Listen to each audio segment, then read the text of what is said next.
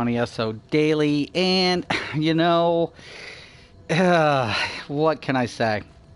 You know, um, I've gotten a lot of slack from some of these players about my tank video. And I've been doing this a very, very long time, well before I even jumped on Elder Scrolls. But today, okay. So first off, let me explain something. As you guys can see, I'm on my Dragon Knight healer. So, it's kind of a very important thing to understand that this is a healer, right? And when I originally came up with the concept for this, and actually a lot of players now roll with this on PC. I think a few do on the console, but I've gotten nothing but like positive comments on my heal builds. That's the Sorcerer healer, the Dragon Knight healer, the Nightblade healer. I'm more known for my heal builds in this game, and all really positive feedback. And I really appreciate it, actually. I'm kind of becoming a little bit more known in this game for what this build does for party members, whether it be vet dungeons, whether it be normal trials, vet trials, whatever. This one gets a lot more play in the healing, even more than my Nightblade in group content. Which I'm grateful for, whatever. I don't run all the time. I'm usually in a pickup, and, people who are aware of me will just say, hey, Mystic, can we borrow your DK healer? And it's pretty much like, yeah, because there's only like there's less than a handful of DK healers in this game, because people have been polluted. And one of the things I want to go over today is MMO terminology. So we've adapted our own communication and, using, abbreviations for terminology in MMOs, like something as simple as CDs, which obviously means cooldown, or CCs, so, crowd control, from loss, which is line of sight. All of these are very important factors when you're playing MMOs, understanding how to communicate in the terminology in MMOs. Now, most of them haven't changed since the beginning, and then that's back in UO. UO had a few terminologies that I used to love. Like PK was probably one of my favorites, because you never knew what a PK was unless you played Ultima back then, because PK was huge. Like, oh shit, I'm red, look, it's a red, avoid PK, and that's player killer, because once you got red status on UO, you could actually get bountied, and players could kill you legally without becoming a PK. And now I think it came back on with like the anime Sword Art Online. It became reintroduced what PKs were. But PKs actually dated back into UO. UO was one of the original games that actually put out the terminology PK. So, for me, terminology has always been a big thing. But I'm going to discuss not one specific, but another one that most people aren't aware of, and it's actually one of the biggest insults to be called. Everybody's familiar with noob. So when everybody says the word noob, it's like you're a noob. Yeah, it's kind of insulting, and sometimes, but there's even one word that actually derives from noob that's even worse than that, because noob means you're new to the game, or you're new to the concept, so you're a noob. But if you actually got called nub, that was even worse than noob, and only a few players would ever get called nub. Like if you were like, oh, you're not a noob, you're a fucking nub. And that was really bad. Like, a lot of players just were clueless. They were like, what do you mean I'm a nub? Like, you're a player who plays the game and still can't comprehend what's going on. You've been here for months and you don't know what's going on. Noobs, at least you can be taught. Nubs can't. So if you were called a nub, that was really bad. Like, it was a real bad insult. And like, a lot of community members did not know what being called a nub meant. So, it was kind of really funny when people were, using the terminology. But there's even one worse in Sandbox MMOs. Now, Elder Scrolls is a class-based game, but with sandbox origin. Okay, so one of the games that made me feel really, connected in this universe was Morrowind. Okay, I fell in love with Morrowind, probably one of my favorite RPGs of all time, because it was a complete sandbox, right? RPG that was released for Xbox, and not 360, the original Xbox. And when we first played this game, we fell in love with it. Like, me and my friends would play countless hours on Morrowind, and of course we played Oblivion and so on and so forth. But it was the definition of a sandbox MMO. And if a lot of people don't know what a sandbox is like when you go to a beach and you're in the sand, you can create anything out of sand that you want. You can build the castle how you want it to look, how you design it. That's what sandbox, means, especially in MMO. Now, with Elder Scrolls Online, like I said, it is class-based. It is a little more theme parked. And if you don't know what theme park means, obviously that means the rides are already built. You just jump on and you go as the game's designed. It leads you in that direction. So, and that's what a theme park MMO is.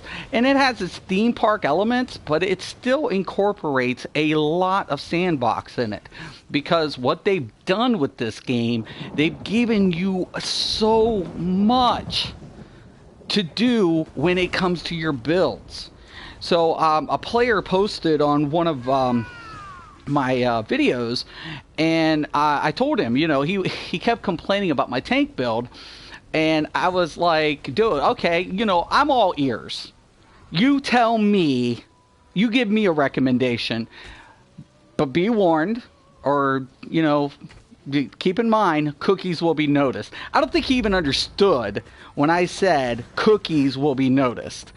So if you are called a cookie cutter, that is the most insulting thing you can be called as a sandbox player.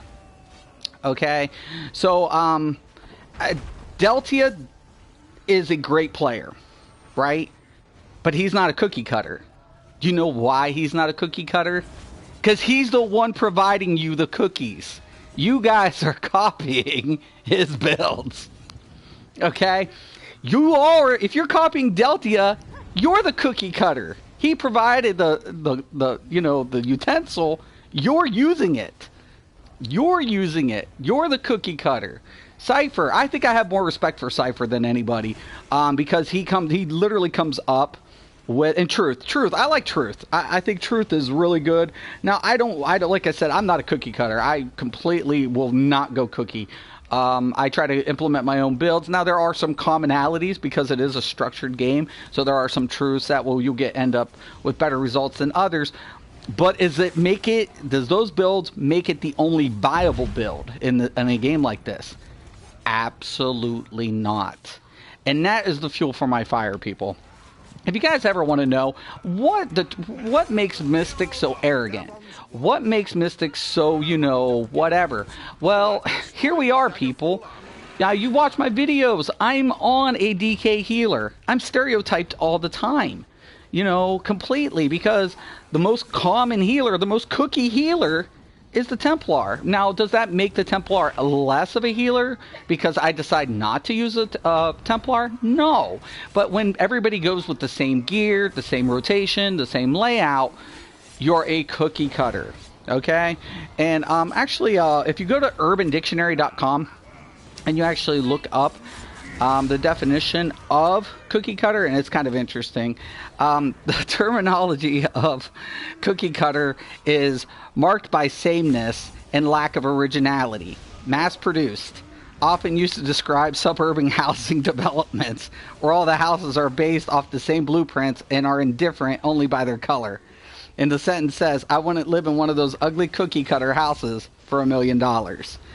And if you're completely basing everything off of one player and you're building everything from one player, I mean, this is me included. When I give you builds, I'm giving you the blueprint, but I encourage you to do something different.